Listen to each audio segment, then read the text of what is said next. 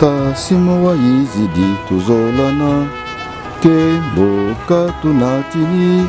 Deuxième couplet.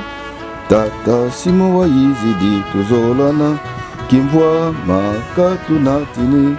Wana liboso nzembo ezomaka awa penza na mukolo wana nzembo ngo basali yango repetition te mais mutu nyonso ayemba nzembo wana bolobi epe na kati ya mai na ngilinga epe ya nani kasi epe wana bayebi te mutu atia yango nde tam esalaka nde bapapa kaka nde bakoyebisa biso ngeta po kuluzu wana pe ntango kuluzu ezalaki bayebaki te nani mutu atia kuluzu wana bambuta na biso tozali awa ezali na site moko mpambutano oyo papa Diangenda Kontima Joseph abetisaka muziki kuna pona nini akenda kobeta muziki na site yango kuna na ebite question na papa évangéliste mutako ya nola biso voilà papa évangéliste papa walombo wana na maximum so mukandane mu livrer ne ya parcelle biye to sala cotisation ya 1000 francs alors soki ezangi to kuluka cotisation mais garantie gage buko lupango ya ngoyi buko lupango ya nani ya papa walombo ayeba pesa kuba simba na onere comme garantie parce que camion wana soki ezwami ekotikala et puis quand on etikala belika usala transporter tango ekoye kotika ka corps na papa ku bloqué efandi de wana tout mola ngonde wana onyo so la papa baloko na biso tango ekoki biso sikoyo tomi pesa na makambo misato bolingo mibeko isala keke nyonso komona yo ekoye mama na biloko na biso mama yo nde ozali mama ya mabota bato makambo mingi ya babepo na biso bato moyina kasi ntango ekoya bakosepela na biso kaka santa ekomota makambo elele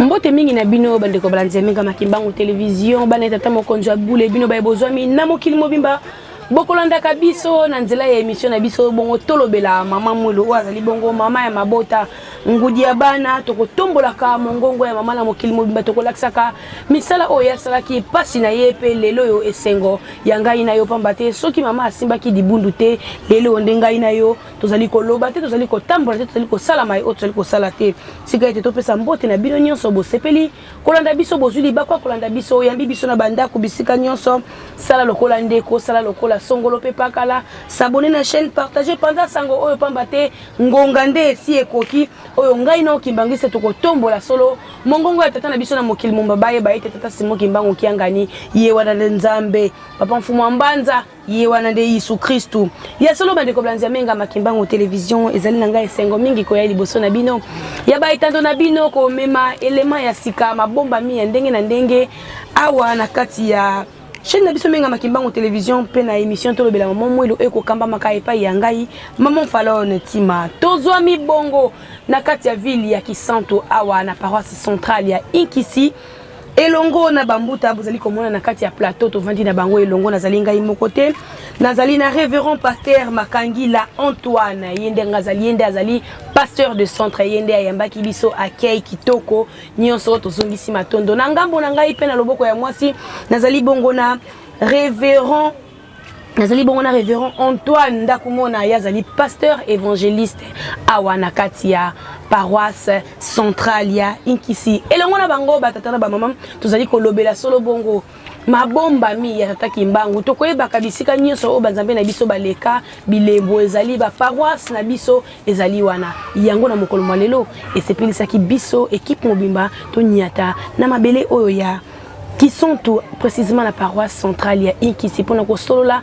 elongo na batata na biso kasi yambo ete to banda to kopesa bango mbote pe to yoka parcours ecclésiastique na bango uta babanda ina na ngonga oyo ndenge nini bazali ko évoluer awa na kati ya mosala ya tata nzambe po ezali solo ndai oyo bango balapa mbote révérend mbote mama mbote papa évangéliste mbote mama journaliste papa révérend tozongi na ngambo na yo ya solo ndenge to ye awa ezali esengo mingi na tina mission na biso monene tozali kosala kasi yambo ete tokoma na mozindo ya masolo na biso ekosenga na bino boko wakobetela biso parcours ecclésiastique na bino na kate yamba tata molimo santo ndenge nini bondimelaki pamba te mingi bakolobaka bandimela tata Kimbangu ta mosusu na nzela ya baboti misusu pe po tata Kimbangu yaki kobimela ya bengi ye misusu pe na baekole bao batanga na baeglise catholique mosusu pe na kimokolo yango ne kozalaka malamu ntango tokoyebaka parcours ya bainvité na biso mpona korenforcer juste balien spirituel na tata nzambe. Merci mama journaliste ngai révérend Makangila Antoine na kota na lingomba te me na botami na kati ya lingomba voilà papa na biso toza meme no ye mutu bapesa paroisse loma na papa dengenda kotima lesika biso tobotami esika tokoli baactivité nyonso lingomba tolandaka alors na bomwana nazalaki liboso dirigeant ya chorale na école yango esaliki na koma pe dirigeant na chorale ya kata chorale de dirigeant ti ki catéchiste kuna tango na komi diacre bamatisi ngai passé de territoire adjoint ya chorale de dirigeant na 2006 babengi biso na Matadi tokosala recyclage tobimi bapasteur évangéliste yango ematisaki ngai tui na 2012 nazwi nomination passe de centre koyananga na kisanto ngwana matondo mingi merci révérend na parcours kitoko papa évangéliste tozongi na ngambo na bino parcours ecclésiastique na bino kobanda uta bobanda kino na lelo bokomi na mwa mokuse matondo mingi mama journaliste ngai papa Antoine Ndakumona na kota na lingomba oyo le 13 juillet 1968 wapi na Songololo tozalaki na tango na révérend Lelo Nyanga Bwangi voilà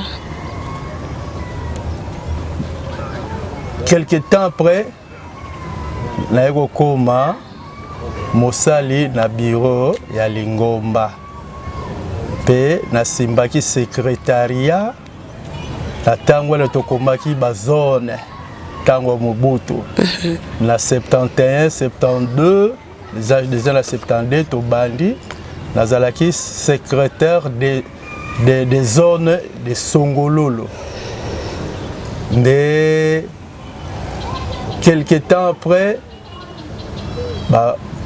bengisinga na Matadi na tangwa na temple ya Matadi pezo kotongama et commis presque fin pambate inauguraki yango le 25 décembre 1972 bwana biso tozala kati ya terrain tozo kosala na cabinet ya révérend délégué régional Papa Kintsengwa Mayela nantana comme le Papa Médard yemtala qui représentant le comité provincial natangwa la bazo ba délégué régional tetofandi kuna tosali na ba papa Zwaide Don Paul Mama Lukemboso révérend Pupula Wasolwa et la Sima tosali pe misala na kati enseignement to côté pe na kati enseignement jusqu'à ce que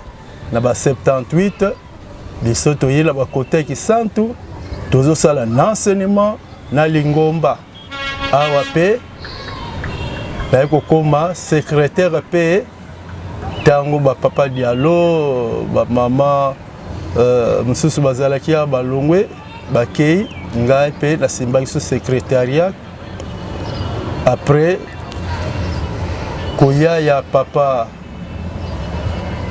révérend Antoine Mankangila aye kotianga évangéliste voilà Léango depuis le 2 décembre 2012. Voilà. Matondo mingi papa évangéliste bandeko balandi solo to ki bon ba parcours ecclésiastique ya ba mbuta na biso na kati ya yamba tata molimo santo sans pour autant to kende na gauche ni na droite na mbala moko na molai ya likambo tozongi na ngambo ya papa évangéliste soki to kozwa na mwa moke na synthèse historique ya esika oyo tozwami. Mboka ya inkisi kisantu awa toza na kati ya secteur ya Boko territoire ya Mbanza-Ngungu tozo kokabola frontière awa na district ya local to le division unique ya Lukaya. Voilà. Donc awa nde église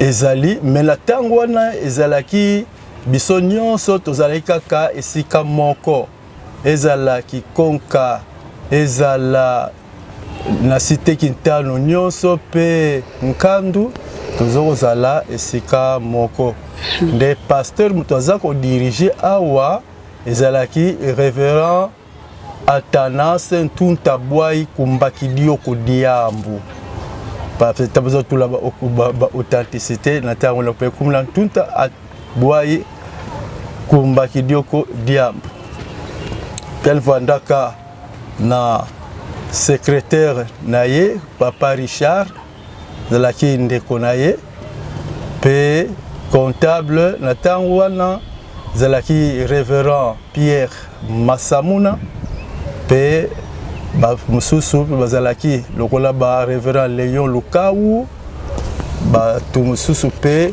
balaki ba révérend Kanza ba papa mususu ba Pierre Bele kaka bazalaki kasi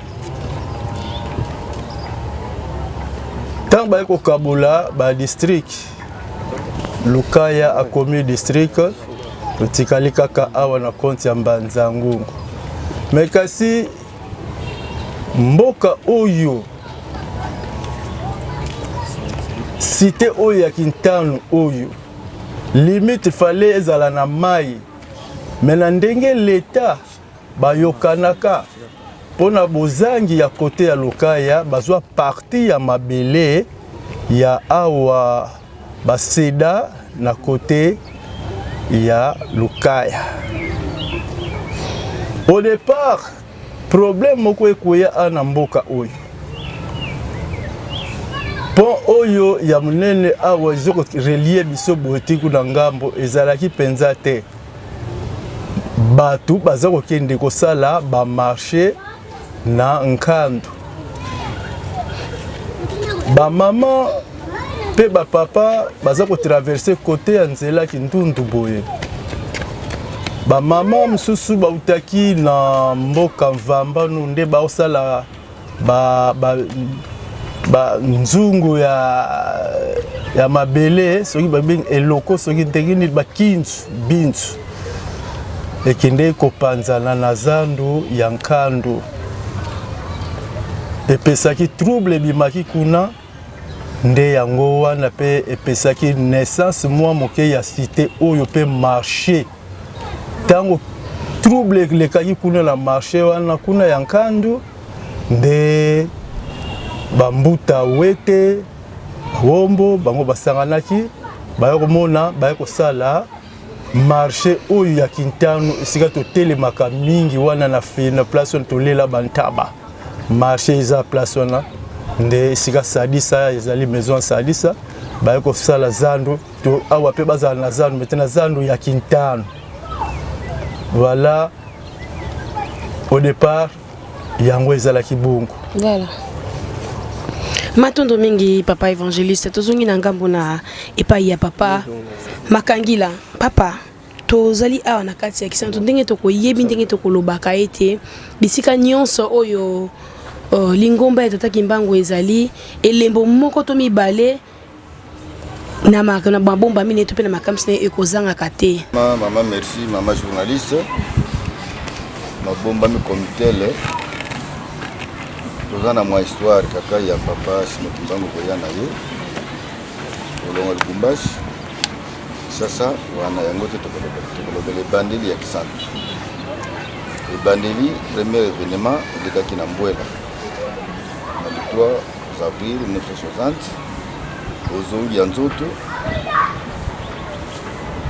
catholique bazalaki na mboka moko bengaka ya Mayala après Mbwela entre Kikonka na Mbwela na katikati sika bagenda kokare ko ya papa Simon Kimbangu bakotsa pana bango kuna yango bakomi wana batelemi cortège etelemaki pe ayepa ya papa Dangenda ko ekota pana bango papa Dangenda mabete liboli kambote est-ce que bobongisi sika batu bakopana bisika batu bakolia ebobongisaki ote likamote otika biso leka balekaki ti baye na Madimba na kati ya sitawo Madimba donc Madimba ezali avenue Madimba numéro 17 lisika bapemelaki bakoti batelemi papa Tunta Tanas ayoko bondela comme prière d'accueil pour nous yamba cortège bapemiki mwa muke papa Dangenda apesi ordre na batu babandi kosimba cercueil tango babandi kosimba cercueil bango misatu papa Kisolokele papa Dialungana papa Dangenda Kuntima Joseph oyana bango bazalaki na teni ya noir basengi sika batu ko changer teni bakomi na blanc c'est le signe kolobake to koti na pa na biso moko après tout tango basisi babondeli bakei même temps papa moko azwi nzembo mibale banzembongo tata Simon wa Izidi tuzolana kemboka tunatini deuxième couplet tata Simon wa Izidi tuzolana kimvwa maka tunatini wana liboso nde nzembo ezomaka awa penza na mukolo wana voilà nzembongo basali yango répétition te mais mutu nyonso ayemba nzembo wana. Ah bon? Oui. Bayekoli te loko kaka bayembi yango. Eloko moko te tango papa wana Antone nzembo bango tu bayembi mala moko. Nzembo mibale engeye nkunyame vo wale kawena sikame nkundi sikama fumwa salu wizili de banzembo bango mibale eyemba maawa batikele ko yeko sango te mutu no sa yemba nzembo wana. À part ça, après Seroni Balongo, Bakemba Tangongo. Les souga qui sont Voilà, matonde mingi bandeko blanzia menga makimbangu télévision tozali kokoba malembe na kati ya émission tolobela maman mulu tosili koyoka bongo engeye nkundi ya mevo aleka we na sikama elongona tata Simo wa Izidi tuzolana ezali banzembo oyo ezomaka mokolo ya bokoti si nzoto ya papa Simo Kimbangu uta na Lubumbashi uta ki akitina matadi mayo kolongwa kuna kokota Congo Central pona kokende nkamba toyoki biso nyonso mituna oyo bato bazalaki na yango na tina pona nini tata Kimbangu solo banvoala bango misatu bashanjaki babilamba de noir na pembe linkola kisaete signe ya elonga tozali na mabele na biso ndenge papa Makangila pasteur de centre atalisi biso na likambo wana papa évangéliste okobakisa nini. Bon, merci mingi na opesa mumpova aptato yikoko tatu digala kadi amboko. Bon, na matalima yo chauffeur voila kuna mambo luta kuna pe mzaba nyonso mutindo pe la lutila ke groupe création ya groupe ya la surveillance uzara bima papa Simo Kimbangu vanda na KSV kukita wakitaka awa na kisantu na kese na voandaka elongi ya papa aseki umoni na place wana Papa Simo na kati ya cercueil. Aseki la cercueil. Donc yango na pesaki nzela ki ba papa balata siko teni. Voilà. Ba monique ça va mambo nyonso mukuma normal tensaki vula pe ba vuza na escorte ya ba police militaire ya belge ba on a escorte ina Kinshasa ti awa na Mbanzangu tabo kumi na Mbanzangungu ba biso tozongi aye na mboka na ye biso tozeba mindele wana bazongaka na bao. Voilà nde yango kuna na madimba numéro 17 ezalaki paroisse ti ezalaki na ndako ya papa révérend Tunta Bwai Kumbakidioko yende azalaki pasteur ya Yambo awa bazalaki baza proche bazalaki na comptable na ye na numéro 16 papa Masamula daire mwasi na ye tokundie kaka lobi uyu mama dikiefu Sidoni mama sel na biso nde lopango elandi ya papa Ntunta nde camion etelemaki we wuti kuna eye etelemi na tango na pont oyo tozo komona na kisantu wana ezalaki te tozalaki na pont moko ya bibende eza lokola ndenge kaka pont oyo eza na nzela ya train yango nde ezalaki oyo nde auxiliaire beton ekosala yango ya 2 voies wana nde esika wana nde tokende kotelema mpona kozwa kora papa koya nango malembe tina esika oyo molulu ekolekela nde papa apesi nzela ndenge zoko kosimbaka seretala banzembo mutu azwi nzembo wana komune papa bankuangango yende mutu azwaki nzembo wana banzembo mibale wana mais chose étonnante ndiamba tango papa Simo Kimbangu Kiangani aye pona inauguration ya temple oyo ya biso oyo c'était le 21 novembre 1999 parce que dans temps on a donc papa dialoga la Kiangani ana kopesa li ba charge de maintenant l'era ana komisa la place ina ani baki la relève mais tinda li parti ba mission e belé azako tinda e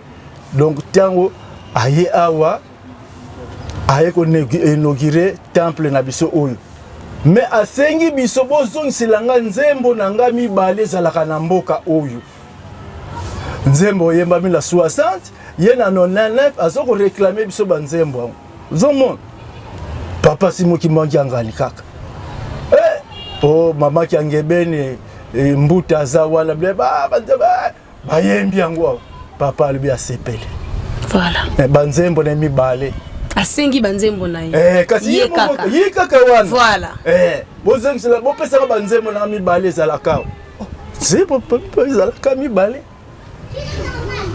ah oui soujo ah oui ah voilà nzembo ngwemba maka ana inauguration ya temple ah ya biso mokolo wana. Voilà, merci à moi. Merci beaucoup bandeko balandi tozali kokoba na kati ya émission na biso kasi bambuta to ye na kati ya esika oyo to komi totali na kotambola na ba enquête na ndenge tozali solo mosala na biso ezali ya kopanza sango totali pe miso to bwaki bipai na bipai kasi to remarquer que paroisse na biso oyo ezali ezingami de part et d'autre na ba église catholique nini tokoki kososola na likambo wana to pe esaleli bongo mpani bazingi biso kapo balingi pe bango bazwa mopepe ya biso ya papa Kimbangu bazwaka yango ntango bazali kobondela to pe ezali na likambo mosusu awa paroisse ya Yambo ya catholique na Kinsuka kuna basala yango mpona koyamba boso ba orphelin baza kobokola kuna yango babengaka toza na ekolo mobimba awa babenga ngala za Kinsuka yango pe pesa privilège ke partout ekende na ngambo kuna ba paroisse awa mosusu ezali ya Saint Joseph nde likambo ya mangomba ya bandeko na biso je crois soki la tambola mwa moke na mona calvaire te na bisika mosusu mais na biso tozalaka na calvaire soki toali tofandi boye oza na miso kotala bakolakisa otala moni place wana likambo ezalaka place wana donc awa catholique partout na Congo central les allant mais awa eza makasi pa mama na makasi penza to comprendre que révérend église catholique awa na Kisantu mama eza penza makasi pona nini sika pe bimilaki premier évêque nous na kati Afrique centrale awa na 1956 donc likambo ti tozalaka awa makambo minene ezalaka awa schéma mobimba direction ezali esimbi po batala évolution na biso bazwa mpepepe na biso pe na ndenge papa Ntunta aza koyebisa ngai na ntango ezalaki po kokotisa lingomba awa ezalaki pasi po etelema awa alobi atraversa mai oyo na butu baya kozwa ye na mai bakanda na nga bato mais ko bambuta baza kobomba makambo ebele moi ko expliquer nga penza ba histoire mosusu ezate alobi moni atraversa maza momo kitamoni nkisi po mai otomoni eza esala lokola s soki olandi bo soki okende na pompe place wana omona neti kaka ekenda tout droit mais soki olandi au parcours omoni ke baluka bo ebaluka soki ofandi ozomona mai nkisi yango na ngambo na biso bo et puis baluki kuna biso le place babingi nziko pour continuer et keti na Angola pour mai outi na Angola et kuna na likolo na ngo pe kuna eza na makambo na ngidinga kuna mai oyo epe eza na kati ya mai place eza wa grotte ezali place oyo mesa ezali place batia lokolo ezali donc makambo eza mingi yango pe papa bakenda pe na mbata kuluzu tuyoka komba mbata kuluzu ingeta makambo nyonso nde awa donc papa bolobi epe na kati ya mai na ngidinga epe ya nani kasi epe wana bayebi te moto atia yango nde tam esalaka nde bapapa kaka nde bakoyebisa biso ngeta po kuluzu wana pe ntango kuluzu wana ezalaki bayebaki te nani moto atia kuluzu wana nani moto ayaka kotia po koko oyo azala kuna ancêtre komone koko mbilu nde ye nde histoire eza penza mulai ngita soki parfois jour mosusu kozonga to kozwa bandeko oyo bakoyeba ngo makambo ngo malamu nde toko décortiquer pe to kende musika na likambo oyo voilà donc bandeko na biso batala biso akotala mpepe bajojaka opamba te mokolo oyo papa Diangenda asala accident na lukulu awa tozalaki na journal moko baza obenga ngo Yula Sinda ekoma makambo ebele ke papa Diangenda akufi boye na boye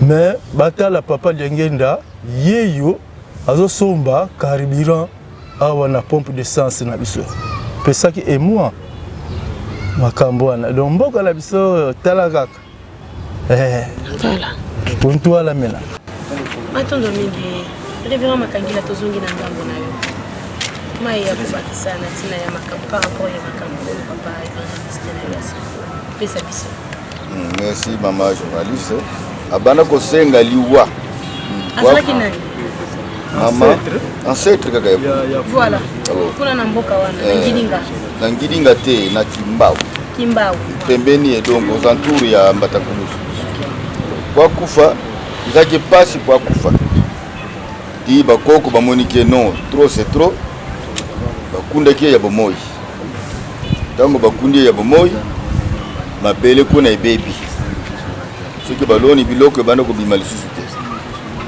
ata osali ba ndenge nini lukuta ti bakeko lela na papa Diangenda kenda kende jikuna abondeli azukimia tango bandi kolona biloko bandi ko bima ndenge bimaka na bamboka nyonso ngona bakisi.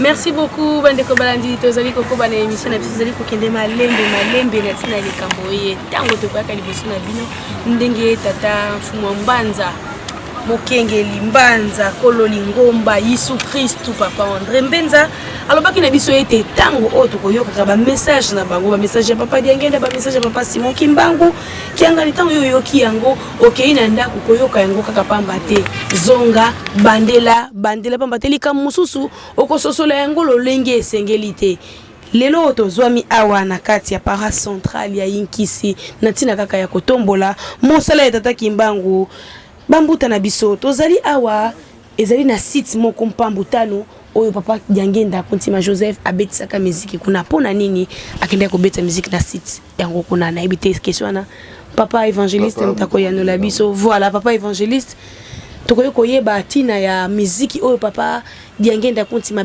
abetisaka kuna na site ya mpambutano. Bon journée wana ezalaki le 13 mars 1966 paroisse ya Vwanda NTTV baptême elekaka na esika wana bapesa biso mabele na esika wana mokonzi ya mabele Antoine Nkoyi donc côté catholique côté hôpital place beaucoup la mpambutano donc 5 sentiers donc banzi la tano de croisée de chemin. OK. Yake vana. Yake na 5 nzila. Bimeka luta mekwenda kuna belingele baka image, belinge baka belinge mona place face mutindo ke. A le culte luta vana. Orke bameza piéger pe papa. Papa Diangenda. Bami piéger nsamna kuzaba ke si réellement yandi. Mfumu wa longo. Vraiment. Mtoto wampesa beto vana na le pambutano. Maintenant qu'il te me banda papa maman seulement sa baptême. L'antano papa nani kambonako batwazwa baptême bazali mwasi nanga pe azwaka baptême mokolongo e ba mama ndiku bazwa pe baptême na mokolo yango wana. OK. Kasi na suka baye kolela. Oh papa biso toza awa kulu na biso toyebi te place nini bakunda e Nkulu, c'est-à-dire ancêtre. Ancêtre na bango. Voilà. Mbanza ko ye place batia tozo ye bakalisu sute. Toto fandika kaboye. Yango te ko lele pa na yo osunga biso otalisa biso place yango. Zamba eloko moko te, sine moko te. Na tango na papa atali kolo atali na se. OK. Likolo ndimami. Ale nzembo takati. Kora lezoko yemba. Nzembo pona koluba ko nzemba ngo ko yemba pasi mwa moke. Donc vungitela mene so lo ndo nzila Kita. Nzembo yango wana donc berger a telemi pour azoko diriger bampate na ye. Voilà. Oyo bazoko kuya même na batru ye azoko bimisa bango. Nzembo ngo elobi ndengo wana. OK. Nzembo zola ale papa azoko kende ye wana bazoko landa ye. Papa Révérend, namoni Bouimbuta totembi na Papa Révérend.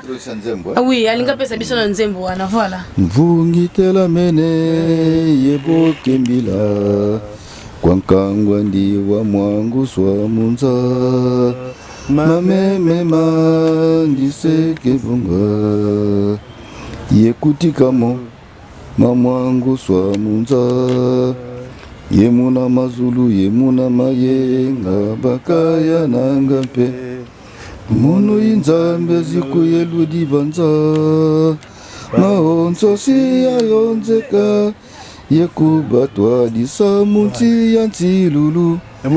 Merci beaucoup Papa Révérend ya solo babi kozala na ba bibliothèque ya lolenge o na kati na lingomba ezali solo esengo mingi ezala ki uta aneni ni bongo papa le 13 mars 1966 uta 66 kasi nzembo wana ezali na mitu ya ba mbuta na biso fozala kaka kimbangisto zala mwana elembo po ete ozala na makambo ye na mutu na otoke na biso mbuta papa metela mababu na kwenda alebelo landa mukuma na mfino bekota amzabelu bolongo la matite awa encore ba cascadeur qui base na maboko ba volontaire oye papa za wana meme koma ko yelongwe talpa batali tombe décidé yango alobi ancêtre ye yoza awa balobi bayebisa biso oui nzete aboye zalaki awa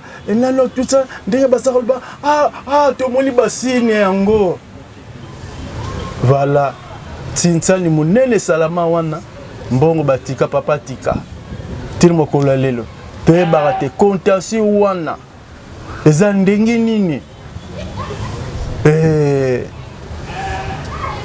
tere wana tiri mokolo lelo tozabo fallait yabiso faut bosser la recherche botuna bambuta pe na kota lukaya bakoko zanga te ko loba koyeba makambo mais sinsale salabi mbongo etikala po na terrain wana mpambutano yoleka mpambutano yazala makambo Matondo mingi madeko blanze menga makimbango television tozala ki bongo na tina ya masolo ya mokolo malelo o ezeli ko lakisa solo bongo mabomba mi pe mai oyo bambuta na biso babimiseli biso kasi mbuta ya molai na ngai ya singa mama falo ntima na siliko telemela nanu wana na biti na ngambo na bino to kobanda liboso na Papa Révérend nini oyo bakoki solo ko bakisa na mai onyo soto soli na mokolo malelo pona ko clôturer première partie ya émission na biso ya mbote to kota na deuxième partie o ezeli ko lobela solo bongo disparition physique ya Maman Mbonga Thérèse. Bon, merci maman journaliste. Pona likambo yo tuko solo la awa. Na lingina za précision na papa évangéliste pour mituna pe mususu zaga na motema moyo kubimisa ngezate. Tout à fait. Et loko nini précisa kike tombo yango wana. Parce que bilembo oyo bango bansetre babana kolobana batekolo na bango na bakoko na bango e monana na kata tombo ete monaki ke yango be yango te bongo pena donc pe bango bayebaki pe yango baza kolinga koyeba papa alakisa bango et sika ba ko sala confirmation que oyo za ndeko na biso te na sika wana bango miyebela déjà mais ba bomba marié tout ba bungisa mais kasi ba yebaka tango mutu azalaka na mboka wana te afandi kuna te zamba ayeko lakisa bino te nkulu na bino aza awa yoka nzembo leke mvungi telamele azoko belela oyo nyoso baza kuna abeleli papa ye ebike oyo mutu nanga azawa nkolo ya mabele akopesa nga aza kuna basolo lie leke munazalaka nanga awa leke mutu na bino yeyo yango papa merci alors napo na kobakisa makambo omoni mama soki tofandi wana droite na biso boye okomona ndako moko boye eza kotoyo eza compagnie babengi Gino SBC Société de Boisson de Cataracte mutu asala yango zobenge papa Mebeza Mebeza wana yende mutu asala sarcophage ya papa Simon Kimbangu. Ok. Tala oyo ba mipesa. Quelle chance bazwa. Papa Mebeza joua papa pasteur joua kombo Luvanga. Luvanga. Papa Luvanga. Mebeza. Compagnie na ye. Compagnie. Mebeza. Ye mutu asala ka cercueil ya papa Simon Kimbangu. Yende cercueil bazo benga sarcophage wana. Oui, Kendeki na papa le 9 mars 1960 na Lubumbashi. Délégation oye mataka bakindaka. Yende mtasali yepe mtasala carrosserie ya Zunganesa. Zomon. Délégation oyo bakenda kuna na Lubumbashi. Yemoko papa Joseph Diangenda. Papa Kimo Alexandre, Papa Marcel Wanzungasa, Papa Thomas Mpaku, Papa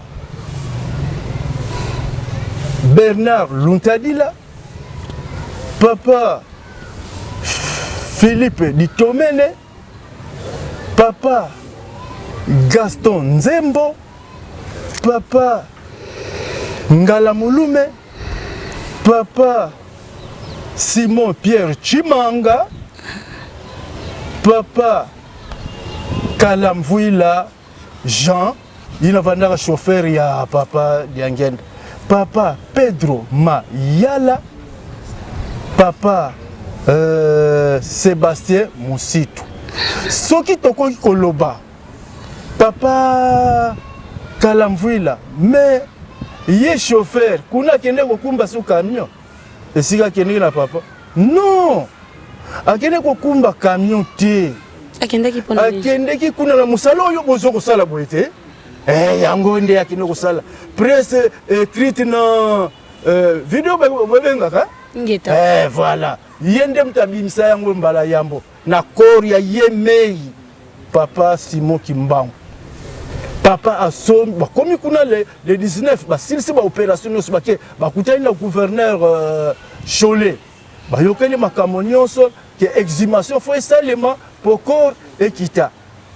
Alors papa ko somba super caméra et na super caméra on a mutasa ko mani yango Papa Jean Kalamvuela et sikate ko zwa na cadeau moko spécial ya lingomba oyo ya film wana. Voilà. Tala musala oyo yango Papa Kalamvuela kine ko sala kuna presse. Yango yende mutu abanda yango na mutu ya Yambo.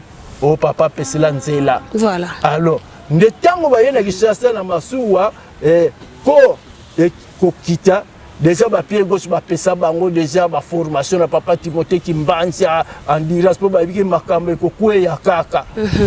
Pour nzabe voter les kaka donc la sécurité ezalaki. Mais batu oyo bazalaki ko simba sarcophage poko zalana net le troupe d'honneur ko simba nzoto pa na camion quoi. Balaki 6 batu wana. Ezalaki Papa André Wete, Papa Alphonse Outawaku, papa Thomas Mawete, papa Stéphane Sambiaku, papa Walombo Samuel, na papa Lucas Michel. 3-3 Fanda na kati ya Zunganesa Kora papa ya Givana. Alors na kati ya tête ya camion ye moko chauffeur Bikou Pierre azalaki plus Mama Sala ye mobile na ye papa Dragon Mvoama Bankole, donc bien Penkole Vanda le compagnie corps ye papa Dragon Mvoama na Mama Sala bayoko bota mwana bongo Mvoama Ngambula Masikini oyo azalaki directeur ya RTNC na mboka Matadi ngana ko yeba ye Mvoama Ngambula Masikini tala. Et puis papa Kinyuka Alphonse Mbuta bango bazalaki na kati ya cabine ya camion wana tala likambo oyo yango ezalaki kuna na kati ya beach poko re bandeko ya Matadi mayo ba discours pe ezalaki wana président Kasafu bazalaki président gouverneur ya biso ya liboso ya mboka o Mwanda Vital Natango na Abako, pour na commune le président de la République était potozo qui est proche maintenant na kati ya indépendance. Pour papa de Sokinga na zongi dans 2 mois je crois beaucoup soit indépendance. Donc si nous ndenge zalaki Sokinga na zongi beaucoup yoka indépendance. Pour mamu la kenda pa na makambo wana. La 59 le tika la kende kozala molobeli poto keye makambo kende mbangu et papa tango yambe pe mama mwila kozala te tala bato makambo oyo bayela biso merveille na kati ya mokili oyo photo yebaka bato wana. Voilà. Merci maman. Voilà na mwana ki papa révérend ozalaki na likamba ko baksa lisusu nazo bunda na makese moko bon tolinto pesa moi papa Bikou Pierre nazana date de naissance na ye. Pourquoi Botama le 25-12 mois 1921 ye muta Botama na date wana nalanda parcours na ye tango kufa batanga biographie na nkamba donc mission ezalaki pour même papa Simon Kimbangu. Voilà Bon oyo utikolo ba walombwa yende muta pesa idée pour basomba zunga na sawana parce que tembe ezalaki na bambuta oui bango bazaki batikala comme commission d'organisation. Oui. Oui papa uti kotanga bango nde bakendeki na papa pour exhumation. Voilà. Siko mitune zalaki. Toko sala ndenge nini po koro soke komi na kisasa eko koma ndenge nini na nkamba. Ba persona ba idée ba mususu tolu mutuka ba mususu to soma mutuka donc ba yokane ki penza te ba lubite. Ceux qui tozu mutuka yoko mema papa na nkamba mutuka wane kokoma na histoire kimbangiste. Ezate mutuka kitsi papa kino ko mema mafuta biloko mususu te. Boyoka ne zala ki penza te. Alors on a l'air wana muntu azala ki caissier principal papa Mputu. Ayoka na te tango dessus bimaki photo soma mutuka mususu kokima kima kene ngomba déserté akena ye. Alors papa Mputu yemu tasala ki démarche na mundele na Sedek ko zo bazwa ki zungana sawana. Le papa Walombo. Voilà. Et wana na maximum. Bazwa mukandane mu livrer ne ya parcelle biyo to sala cotisation ya 1000 francs. Alors soki ezangi to kuluka cotisation mais garantie gage. Buko lupango ya ngoyo. Buko lupango ya nani? Ya papa Walombo. Ayo pesa ngoba simba la honneur comme garantie. Parce que le camion wana soki ezwami ko tika la et puis quand on tika la libérer quand ça la transporter. Tango ko yeko tika ka ko na papa pou bloqué. Et fandi de wana tout monde la ngonde ngwa. Que camion na zungani. Voilà. Na zongi sima muke. Na histoire papa Pesi.